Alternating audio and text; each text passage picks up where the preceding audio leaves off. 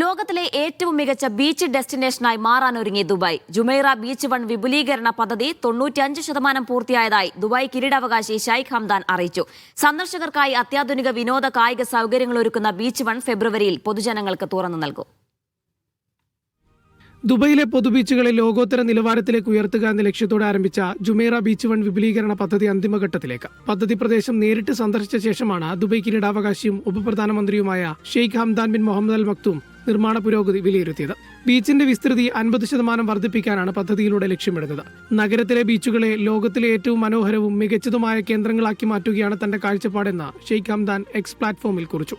ആരോഗ്യകരമായ ജീവിതശൈലി പ്രോത്സാഹിപ്പിക്കുന്നതിനായി നടത്തം, സൈക്ലിംഗ്, ജോഗിംഗ് ട്രാക്കുകൾ എന്നിവ ബീച്ചിൽ സജ്ജീകരിച്ചിട്ടുണ്ട്.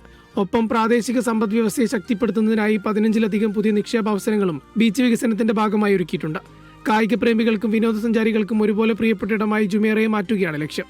Media 1 Dubai.